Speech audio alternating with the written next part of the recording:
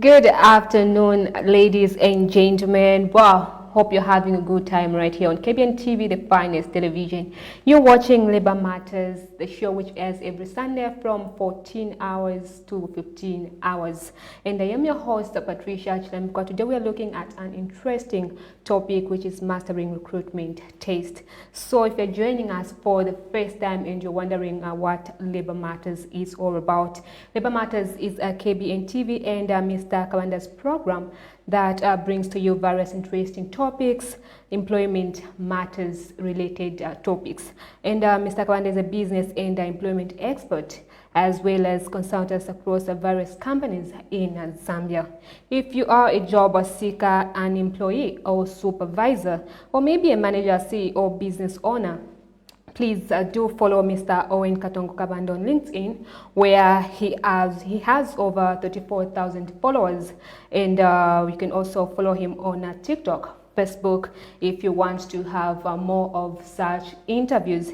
And as I made mention earlier, that today we have an interesting topic, so please do feel free to interact with us. If you have any questions, comments, or contributions, use the number which is right on your TV screen, and Mr. Kabanda will get to give you feedback or get to respond to any questions that you will send in. Good afternoon, Mr. Kabanda. Good afternoon, Patricia. How are you doing? I'm okay. How are you? Much better. Good to much better. Good to hear that you're doing much better. I'm much better. Please, yeah. I'm wishing you a quick recovery. Thank So the you so viewers much. that are wondering why is Mr. Kabanda saying that much better.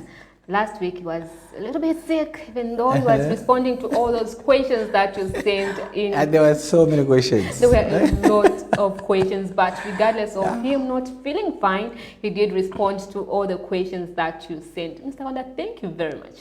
Thank you so much. We are here to be of service. Regardless of you feeling sick a little, but Yeah. you did respond to all the questions that our viewers sent in. Yeah, thank you so much. It's always a great pleasure to be here and also to interact with the viewers and to respond to the various questions that they have. Amazing. Today we're looking at mastering recruitment taste. Maybe if you can give us a review of what our topic of discussion is today, for the sake of the viewers that are seated right there asking themselves, what are they talking about? Maybe if you can give us a little background of the topic of discussion. Yeah, so last week we were looking at basically also mastering the interviews and things of that nature. What should they be doing when they go for those interviews? How should they be answering questions? Tell us about themselves. How should they be basically selling themselves? So we went into the various details surrounding how the interviewees should handle interviews. Because remember, as we've said, when you are a candidate has been given an opportunity, at least to reach the interview stage, they really have to prepare themselves very well so they go and perform very well in those interviews. So it is from last week's discussion, which is also a build-up from the other week's discussion where we've been receiving so many questions. So for today, we're trying to now look at some questions that have been coming and we didn't have the time to handle them. We hope now we can be able to handle everything in this interview, this show, basically where we will now maybe focus on some of those things that we didn't manage to answer last week. Amazing. Our viewers would like to know more about how to prepare or maybe handle technical interview questions. If maybe you can talk about this as well. Yeah, so we did tackle the technical questions briefly in the last episode, but what we would like to emphasize, and I know this question still keeps on coming back, there are so many different questions that a job candidate will be asked during the interviews. Now, some of those are the usual ones that we talked about. Tell us about yourself, how do you handle pressure, how do you handle stress, various scenario questions. And we said, for instance, scenario questions, somebody can use the SMART or the STAR approach, where they explain what was happening, the situation, the task, the results, and so on. But when it comes to technical questions, this is a part of the interview. So remember, when you walk into an interview, the interviewer will come. Sometimes, it's, like we've said, it could be one-on-one. Sometimes you find a panel. So there is a table here there are the panel members here and you're sitting on the other side. So the candidate has to be prepared for those kind of things before they even go into the interviews. And technical questions come from the details of the job description, the duties. What that means is that for whatever job interview the person is going for, they need to sit down and break everything down before the person even goes into the interviews. So you start looking at what are some of the requirements, what are some of the processes, what are some of the procedures, what are some of the guidelines that you're supposed to follow. So the technical questions are meant to now bring out your knowledge and really to assess if you know what you're talking about. So these ones, you really cannot fluff around and try to play smart. It's either you know something or you don't know something. And that's why it's important that when we emphasize the aspect of preparation, people take those things very serious. If you're an accountant, you're going for an accounting job, they will ask you accounting related questions, which means you need to know. And again, we have to emphasize, like we said, understand the institution and the position, because some of those technical questions will be coming because of the nature of the institution. You could be an engineer, they will be asking you to break down certain things in engineering. You are in customer service, they will be asking you questions. How do you do your job? How do you get to have customers? You have the principles that you'd apply. You are a journalist, they will ask you those kind of questions. So you have to be now in a space where when you see a position being a duty showing you shall gather information, how do you go about that? So really the technical questions will, most of the times they focus on how you do something or how you have done something in the past. So you need to know what you're talking about. If you're an HR person like those in human resource, there's an expectation that you understand the whole value chain of starting from planning for staff, recruitment, the salaries, all the way up to the time you separate with a person. And so you cannot appear surprised when they ask you, which laws are you using? Which principles are you using? So once again, I have to emphasize on technical questions, you need to be grounded and you need to be firm and you need to be very clear in terms of how you package. Because again, this is what kills a lot of people. Even these people who have a lot of years of experience. You find when the person has been asked a question and they keep on going round in circles, that is not what you want to present at that time, because that starts to kill you and reduce marks. So when it comes to technical questions, I have to emphasize the person need to answer them in the most appropriate manner, in a way that makes it clear to the panelists. So these ones, study your area religiously. If you are a journalist, you are an engineer, you are a marketer, you are whatever position you are going for, study those things. Even if you are a driver, study. There will be technical questions, the highway code, whatever it is that they will be asking the person. So it's important that there is full understanding of those kind of things. Amazing. Well explained. Now, Mr. Kabanda, maybe we can also talk about tests such as spatial paper 1 or 2 and connecting of dots. So on news, yes, in the recruitment process, and which is called aptitude test. And maybe if you can first explain what aptitude test is all about. I know maybe there is someone who's asking, what is an aptitude test? Maybe if you can explain a little bit what it is. Yeah, so aptitude tests are those ones that you hear them, just Google, check on Facebook, a lot of people cry. So they go in a huge group in a lot of companies, they use, like in Lusaka, they use the Mulungushi conference, and a lot of big companies, they use aptitude tests. So basically, and I have to mention that aptitude tests, they are basically focusing on assessing your abilities, your mental abilities, really, in terms of problem solving, your analytical skills. How some of it is business mathematics of some kind, your logic. How do you go about analyzing things? How do you adapt to things? So aptitude tests, they are basically tests that are measuring how you think and how quickly you adapt to things, how you solve problems. And so it's about the whole package of those kind of things. Sometimes those same tests could be customized to a particular job, so they will be specific to a job. So again, it depends on what has been said. And I have to make mention that again, aptitude tests, some companies, they will be set physically, others can be done online. So in essence, those are the aptitude tests. So how can one maybe prepare for an aptitude test? Preparation is quite a challenge. When we talk about so let me talk from the psychology point of view, for instance. Those tests, because most of for instance, the ones which are physical tests where you have to write, the ones who administer the tests, they don't have so many tests, so they could have a battery of tests. So even when you go into those tests to write, they'll give you the paper, and they have to collect those papers back to make sure that the people are not sharing those tests.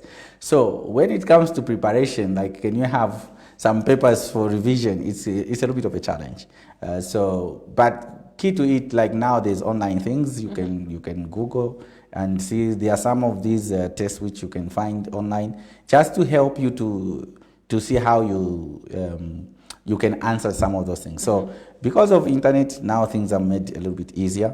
But again, depending on the test that is being used, that is what is important. Usually when they contact you as a candidate, feel free to ask them if they can actually tell you. But most of the times they'll just say it's an aptitude test. But we expect also companies to use proper aptitude tests. This one we have to emphasize, because again, on the market, sometimes what we see, just because some test is cheaper, they can get it at a cheaper price, they just get it. But that test doesn't even test what will be useful for the job. Again, this is a part of a problem for the recruitment firms or companies. But basically, in terms of preparation, the key issue is go online if you can find some of the tests just to help you with speed. Practice if you can. It's very, very important. I must also mention that even as you prepare, have time to sleep. You know. You know, when we do recruitments and you have people coming for the test, you can see the guy, red eyes all over the... Trying to prepare, I don't want to rest. No. So, again, have time. Don't do things last minute. Prepare in advance. On the last day, last night, please have time, enough time to sleep so that your brain and your body can rest as you go into the aptitude test. Mr. Kabanda, you've talked about speed.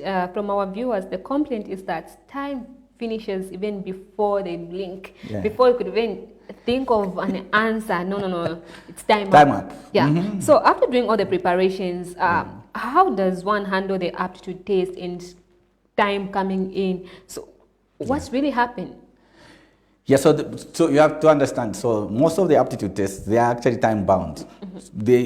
Remember we said they're measuring your intelligence, your ability to think quickly and adapt and all those kind of things. So if you go into these aptitude tests and you want to take your time, and because this is the balance, people don't want to fail, so what do? You want to spend time, you want to read it, make sure.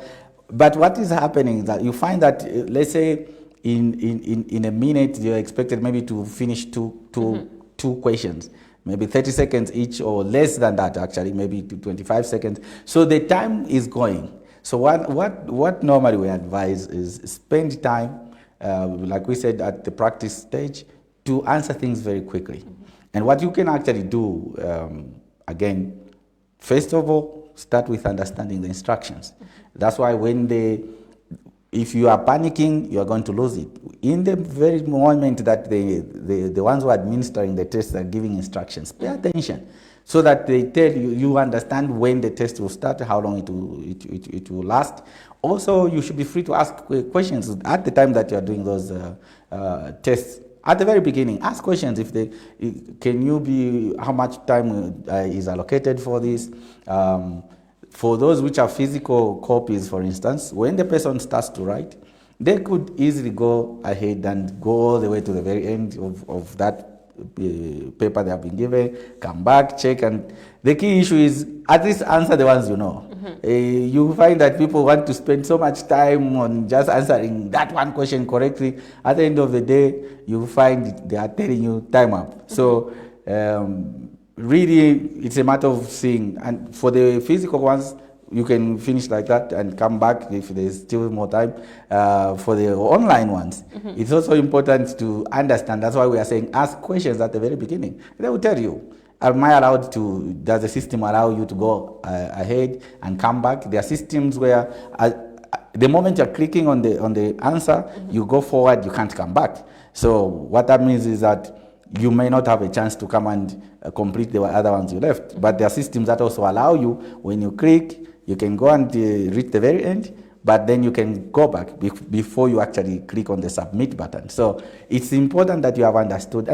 And these tests, please, just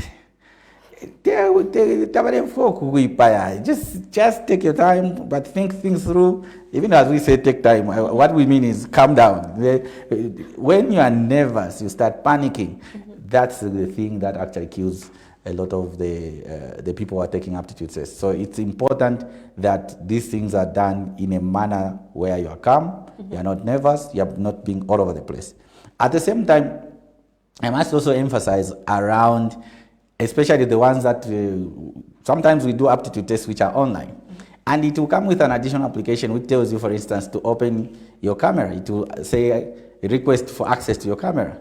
What that is meaning is that as you're doing the test, the technology allows us to see, for instance, are you also cheating or somebody is there with you? So you'll be there and asking, what's the answer here? So it's taking pictures because at the end of the day, especially the online ones, we want to see are you cheating or are you actually answering the questions within the allocated time and you are doing it genuinely alone. So you'll find that you may finish with all your beautiful answers, but because the system tells the recruiter that you are actually being assisted by someone, you will lose that opportunity. You will fail, even if your answers were correct, because you'll be caught lying. So it's important that when you are doing those aptitude tests, you really just concentrate, look at the time, do the right thing that you need to do, and you should be good to go.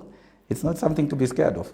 Amazing. Well explained, Mr. Kabanda. To our viewers, remember we are live on GSTV, channel 279, 27 Go TV 102 Top Star, and live on our Facebook page, which is KBN TV. Remember, if you have any questions, comments, or contributions, do use the number which is right on your TV screen, and Mr. Kabanda will respond to all the questions that you have for today. Mr. Kabanda, maybe if you can also explain what psychometric assessments are and how they are used in recruitment processes.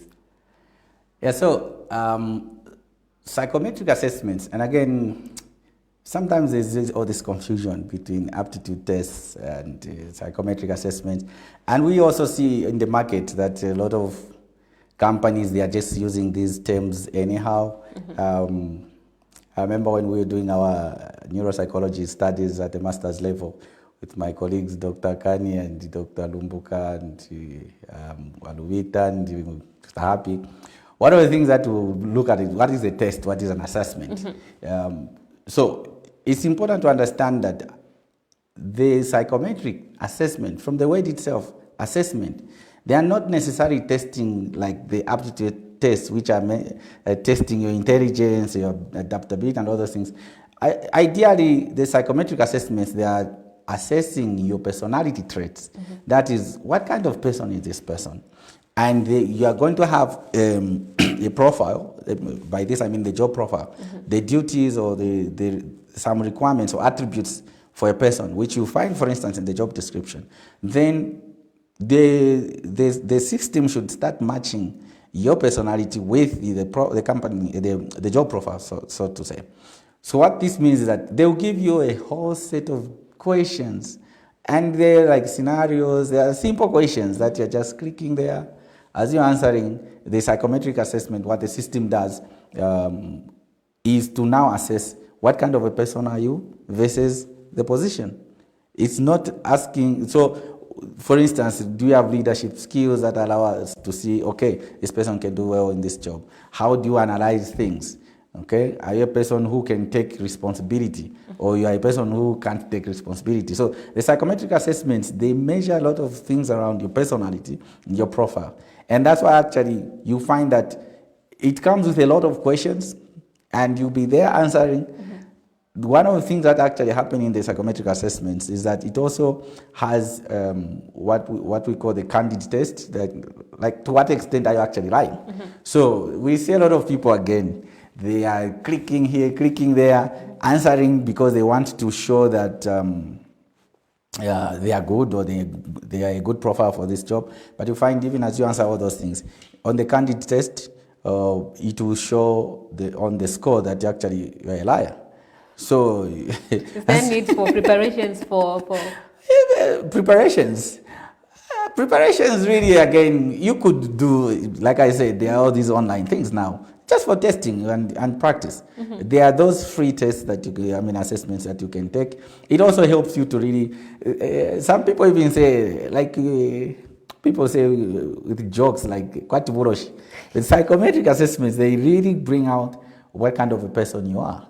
What is it that you are able to do? How do you think? How do you handle issues? How do you relate to others? And all those kind of things. So it's a good thing if you can find the free assessments online, or get in touch with some professionals, psychologists, or whoever it is that can actually assist you in the preparation. Otherwise, psychometric assessments, they are good to help you understand yourself, and also it helps the interviewers or the company to know what kind of a person you are in terms of how you relate to the job. So, Mr. Kabanda, I'm now wondering, how can one even handle psychometric assessments? Yeah, so at the time that, again, psychometric assessments, it could be physical copies that they give you, or the online ones. But really physical, it's a lot of, it will be a huge bunch of questions. But they are there, they are administered physically. Not scaring the viewers. Yeah, it's an assessment. It's a bunch of It's a bunch. It's a battery of tests. So they do assessments. It's to see what kind of personality do you have. Okay? But most of them are really administered online. So normally what will happen in your recruitment process, you find that you receive a link for the psychometric assessments. Again, it will have some psychometric assessments, they'll give you time that you need to complete it within X amount of time. So when you are going to go under those assessments, it's also important to pay attention to the instructions. Your internet should be good. If it's online, be sure that you are also in a space where you're not being disturbed, so that you can think clearly. Again, during the preparation stage, as we said, you should have spent time to also to understand the position. These are things we have been thinking about in the course of this whole month. Understand the company, understand the position, the values of the company, because some of those things will be coming out in the psychometric assessment. And that's why you could have gone in the actual interviews, the oral ones where you are talking. You spoke very nice English. But all those things, they mean nothing when the results of the psychometrics come out, because then I was saying,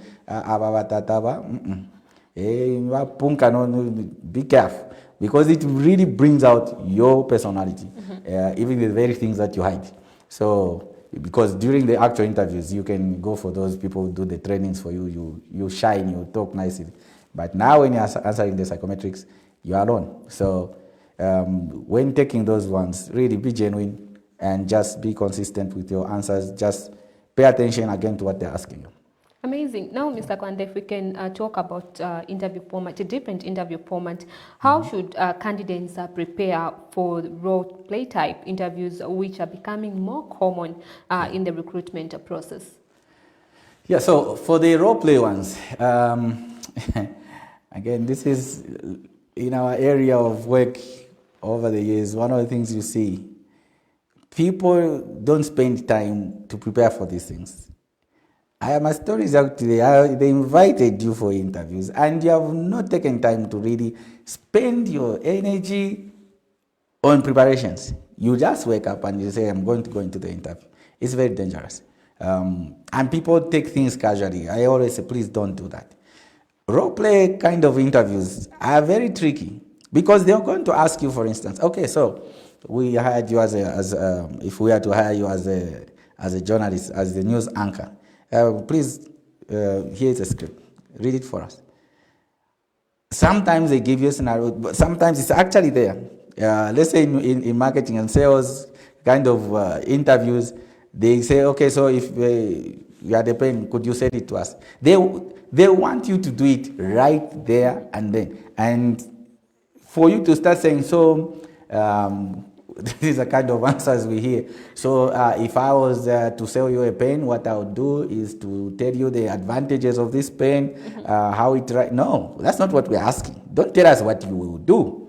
You need to demonstrate it now, right there and then. So when it is role play, you need to start adjusting and going into character right there and then. So when there is role play kind of interviews being used, you need to know why you are going to say what you are saying, your body language, how you deliver the material, because they are listening to you. They are following what you are saying. So you cannot, the beautiful part of role plays, they don't have to ask you so many questions. Because some of those things you can memorize where you are coming from. But in the role play, it is happening right then and then. Sometimes, let's say, as an HR person, okay, thank you so much. So, right now, here's a scenario. You are here to fire this person. Go ahead, fire this person. No, so what I will actually look at, I will see, it's now, right now happening. Can you demonstrate? So you have to be in that role and say the things that you would say if that's so. They are basically assessing how you'd handle a particular situation if it happened in future. So your job is to take your mind in front, like if this thing was happening, how would I handle it? Sometimes they'll see somebody here, it's an angry customer, for instance, those who are in these customer service kind of things, and that customer is not cooperative. And your job is to calm them down and make them buy something, for instance. So your job it is happening right there and then. So role play kind of interviews, you have to be prepared for those in case they are used. It means you have to go into character immediately and not start telling them that, no, if that happened, what I'll come and do is, your boss. Maybe we can also talk about presentation type interviews, which is also becoming popular, especially for those who are going for interviews for senior positions. What is your advice on how to handle such? Yes, so for the presentation type, and again, these are things that we see being used a lot, especially like you've said, for senior positions. This one I have to emphasize, those going for interviews, they should be prepared for them. But normally what the recruiters will do, or employers, or HR, they will send you some scenario questions in advance. They'll tell you, okay, prepare some financial presentation, or prepare on this technical issue if you're an engineer or a mechanic, or whatever it is that you do, they will send you questions in advance. Sometimes we have seen some companies where when you actually go there, they tell you your interview is 2 hours. Part of that 2 hours, they give you a scenario. They want you to see also if you can actually even prepare, because remember, my that very good with computers. I excel. I'm very excellent.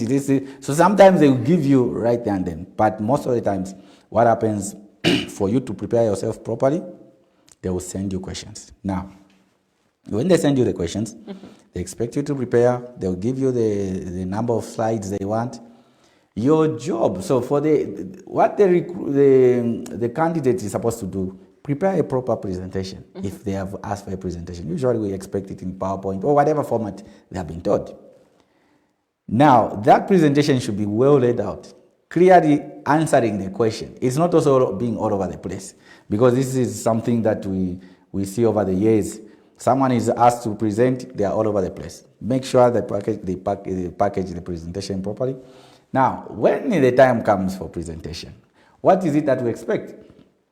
The person who is going to make the presentation, me being you, the job candidate, we expect that the candidate is going to give a convincing presentation. Now, some things that you have to do, for instance, is to ask. There are companies where when you're making a presentation, you stand. That's the way they prefer that you do it. And when you stand and you're talking, there are also companies where if you stand, that's not what we want, sit down and present while seated. So feel free. The candidate should be free to ask how this should be done. The other thing is the body language. Remember, they say actions speak louder than words. We like to say your body language speaks louder than your words. How is your posture? There are people, you see them even when they sit. So, sit properly. If you are seated. Even also, this issue, I know like we're in Africa, in Zambia, one of the things we don't learn a lot is about eye contact. Because that's a corporate issue. Remember, we are trained to be very respectful, so you look down, or if Kunchito, it's eye contact now, so it's a whole different ballgame. So we see people, they are talking, and the guy is so with what I was talking about. Where are you looking? It's a fear of, maybe you feel like you're being intimidated by people that are around. So exactly. you're trying by all means not to have eye contact with them. But that's the whole point. You should demonstrate that you have the confidence. Because at the end of the day, this thing of the panel is in front of you and you keep on looking. So, the panel is in front of you. So your eyes should be on them, talk to them. The person who is asking a question, you have your eyes on them. Because at the end of the day, you want to demonstrate that I am here. Talk to me. So even in presentation, even the other issue that we have to emphasize on these presentation issues is the thing that we see a lot of times in our area of practice. Imagine you have, let's say you have the board here, the people are seated here, and what do the people do? I'm sitting here, I'm making a presentation, and I'm reading on the board. The people are here, my eyes are on the board. What are you doing? That is an insult to the panelists. Because you are basically saying to them, you can't read, I'll read for you. No, it is your material. So this is actually for a lot of senior positions. If the board where the projector is, or whatever you are using is this side, the people are here, you want to face them this side. Have your laptop in a way, or whichever material or aid you are using, if you need to be able to read the things you are reading and you're looking at them because you want to engage them. You are reading their faces, you are seeing their smiles, and you are adjusting your tempo as you are going. And again, these are things that people get to be trained on, especially as you grow in your career. Key issue is presentations should be made proper. And again, I have to emphasize, especially for our colleagues who have done so many years of experience, issues of use of technology. Patricia, that's where we have a problem. Sometimes you may find a person comes because they have these secretaries where they're coming from, who plugs the flash for them, changes to my slides. And, they even like to say, next, Baba, mukaenda kuma interview, could you be secretary to change next? No. So we're talking about preparation. You need to know those things even before you go in there, so that you are able to manage your own presentation and give a proper presentation. Amazing. Beautiful tips, Mr. Kabanda, right there. Maybe if, you could also take us through practical recruitment tests, specifically for positions like drivers, operators, and maybe even those in ICT and other fields where practical tests are used. What should candidates or do practical recruitment tests typically involved, and how should candidates prepare for them? Yes, so for practicals, again, like we said, in the oral interviews, you could speak very nice English. There are people who speak like papas, they can move the panel just by talking. The guy is very charismatic.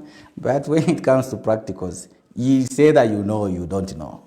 If you are in ICT, they give you a certain machine. They want you to see that you can work on those machines. You can do the troubleshooting, whatever it is that they have given you. So in terms of preparation, it's important that if you are going for such kind of recruitment processes, you in advance start to do some practice. It's very, very important.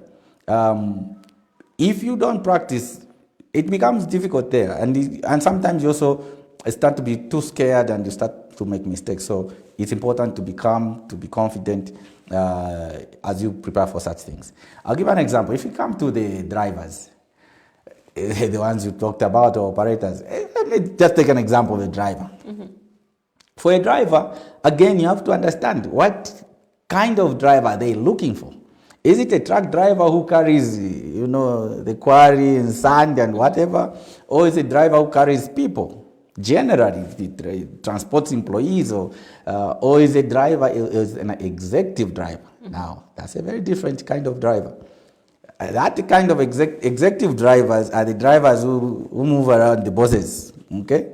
Now, what should happen is that you need to clearly understand your role, and that's why these things we keep on emphasizing: prepare, research, because people think it is just something you. When you go for those practicals, let's say for a driver, who give you the keys, and we'll be watching. Okay, and then what happens? The guy simply gets the keys, goes in the car. What are you doing? This is an executive car. So there is an expectation that even before you start driving, go around, check per screen first. The licenses, are they there? Are they valid? Okay. The engine, is it okay? There are things like the spare wheel, the wheel spanner, and what are those things? The triangles. And there's an expectation that at least do the basic checks, because these are safety checks. Why are you going to start driving a vehicle which you have not even understood? What happens now? You have started off from Lusaka going to Kitwe. The thing was not properly in good shape. Along the way, you stop, and the boss has a meeting. Then it is starting to cost the company. On top of that, we have to send another vehicle. So the recruiters will be looking at your conduct as a professional. Even when people are being tested, let's say on the road, the people who are doing the tests, they are looking at a lot of things. How often are you checking your mirrors before you change lanes? There are people who come, 30 years experience in driving. Boss, understand the role. And if, for instance, if we were talking about executive driving, boss. So, my gear, when the boss is seated, those days when they say we should put a cup of water there, and the water should not spill. The boss is relaxing. Why are you driving, changing gears like it's a tractor?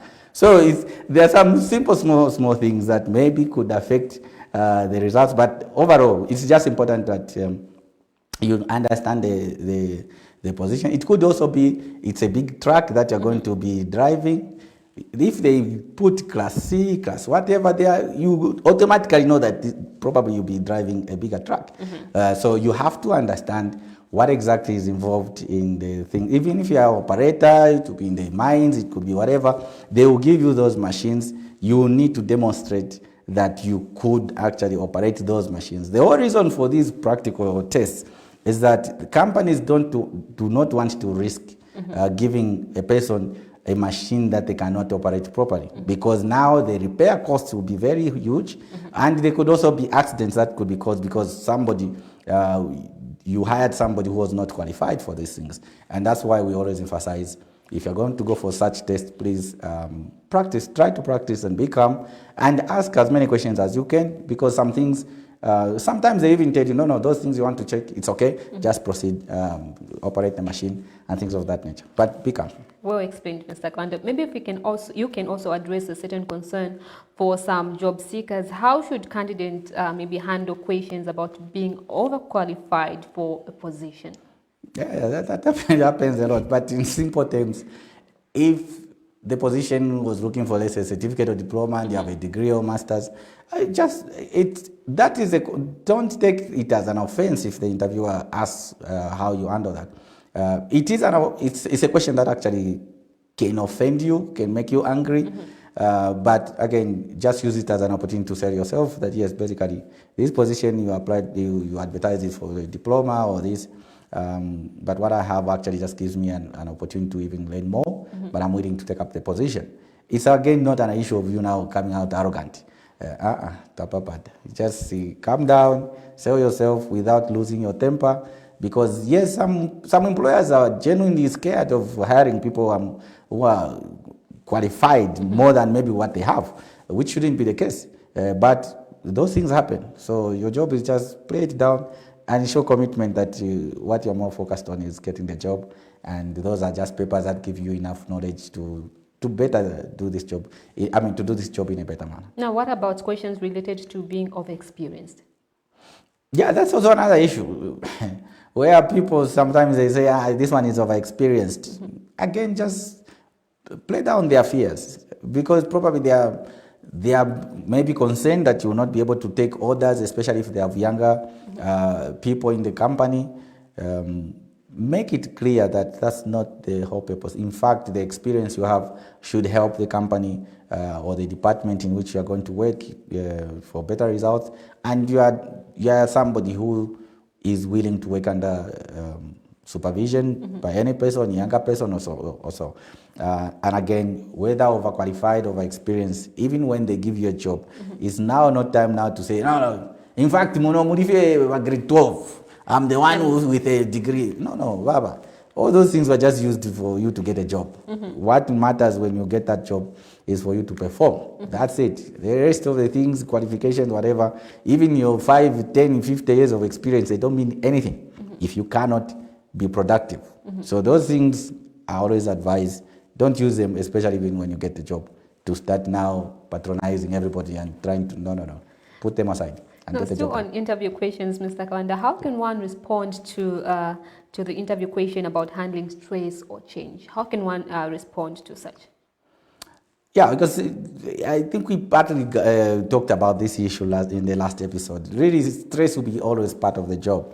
When they ask these kind of questions, what they want to see is, what kind of person are you and how do you handle the stress? So basically your job is to demonstrate that, yes, first of all, you want to, even when you're in a space where there's stress, there are so many competing needs, you try and sit down and look at what are the priorities, and you also communicate. And if there are things that need to be delegated to other people, you do delegate, but also keep on monitoring. But most of the time, it's also that you demonstrate that you have some coping mechanisms. You are able to still handle a stressful situation or the changes that may be coming in your life or in your department. Key to it is that your focus is on production or productivity. You will make sure that you can handle the stress or the changes in a manner that allows you to continue being productive. Amazing. Mr. Kabanda, we understand that job hunting can be challenging and discouraging at times. But maybe if you can offer a word of encouraging, maybe an encouragement to people that are out there looking for jobs, as they feel like, okay, I can't do this anymore. You imagine there's someone who maybe uses public transport on a daily basis and you don't see any positive happenings. Your word of encouragement to people that are out there looking for jobs. Yes, so for the colleagues that might be looking for jobs, like you rightly said, yes, job search is not easy, and sometimes it can really be painful. You find that you have been spending, you have been walking around, you've been going all over the place, and yet nothing is happening. I think for me, the key issue is don't lose hope. Stay positive. Keep on also improving your knowledge and skills around job search. That means rather than simply saying, no, in Chitoshawanave, there are some people who have relatives who get a job. I think sit down and try and say, what else can I keep on doing? How do I keep on improving my CV?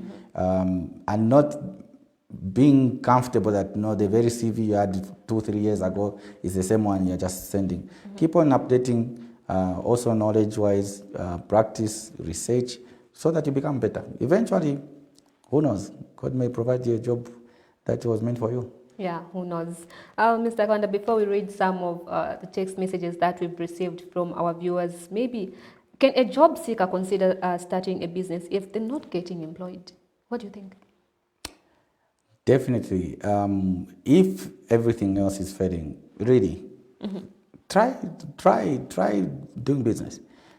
Because sometimes, like I've said before, yes, in the past we could be looking at business like, this is for failures. But in actual sense, we are now learning more and more about the importance of entrepreneurship, the importance of doing business. Because if you start something that aligns with your interests and whatever it is that you can do, you never know. Maybe you are the employer who is also holding other people's prayers. Maybe you are supposed to have started that business and also employed some other people. So I know it's not an easy thing.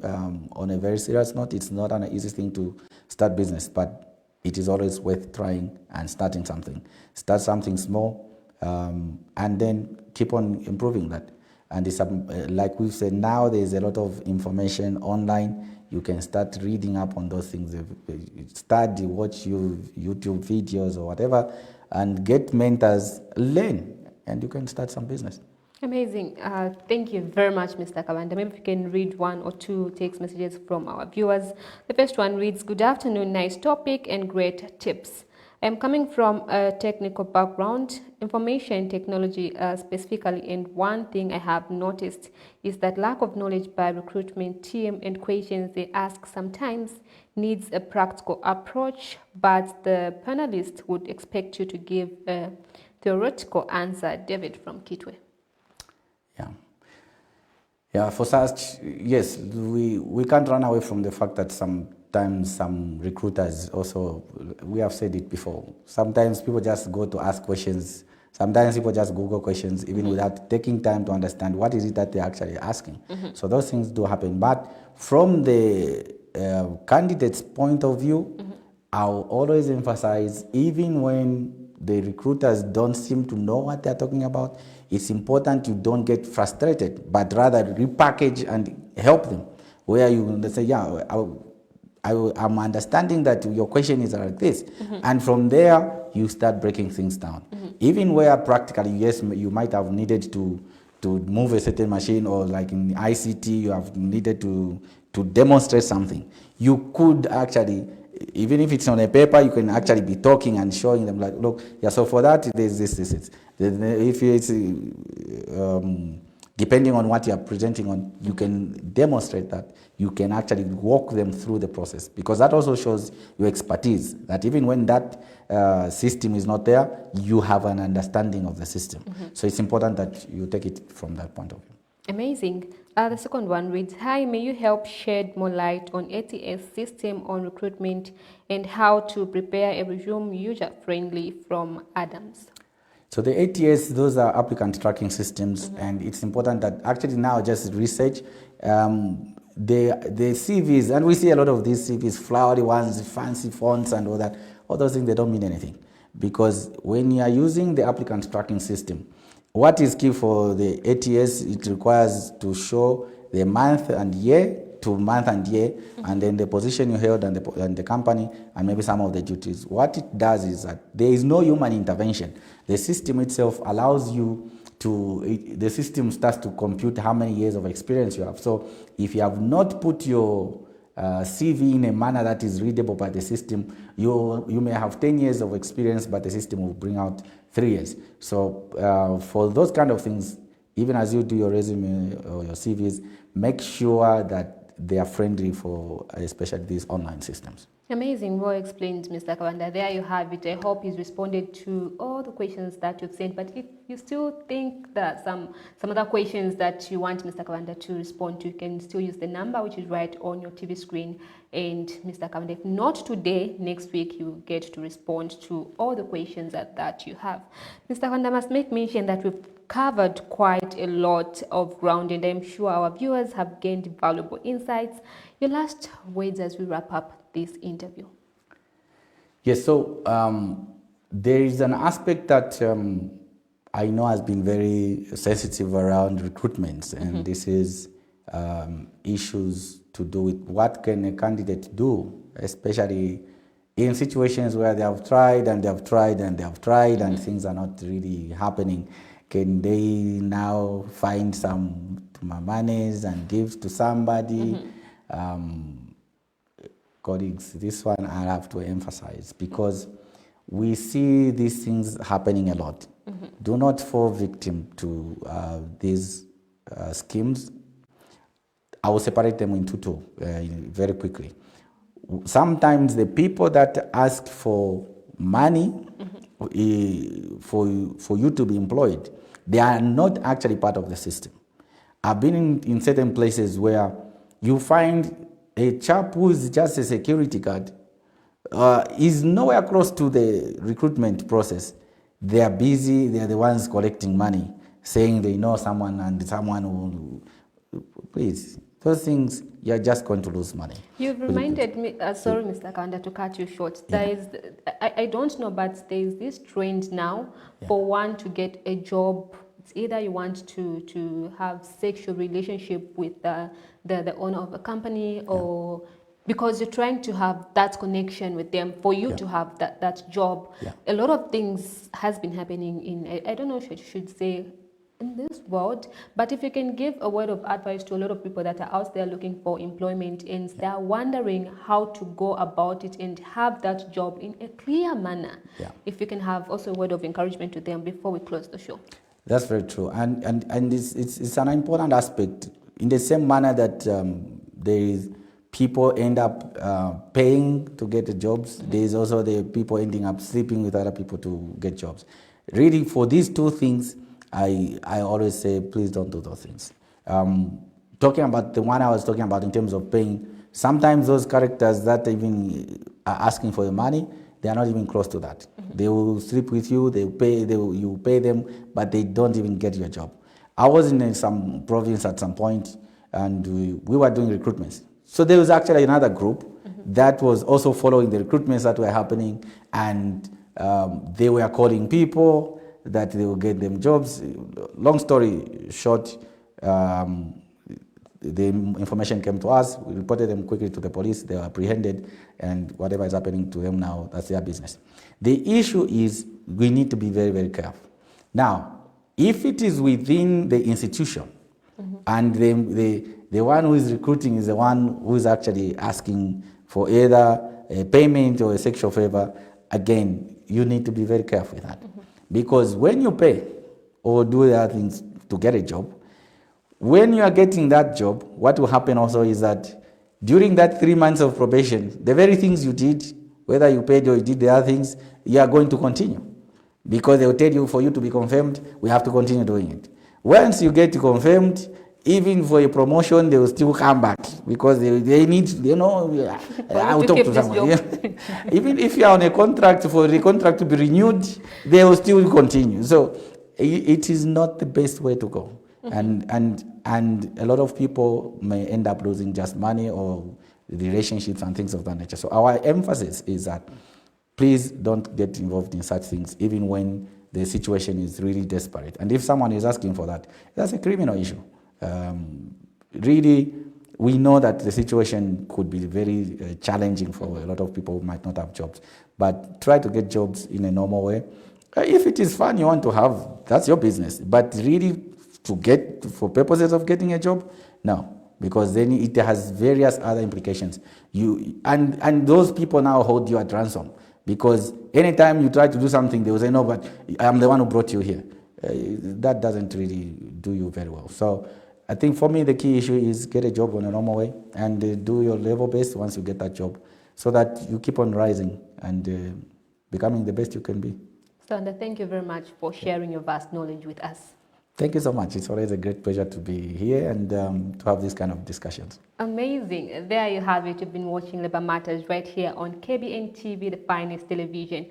And if you joined us in the middle, remember Labor Matters airs every Sunday from 14 to 15 hours. And Labor Matters is a KBN TV and Mr. Kabanda's program that brings to you various interesting topics on employment matters.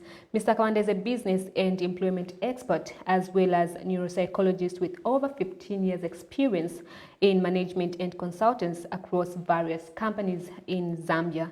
If you are a job seeker, an employee or supervisor, maybe manager, please make sure you follow him on LinkedIn, where he has over 34,000 followers, I beg your pardon, 34,000 followers worldwide, and follow him also on YouTube, TikTok, and Facebook.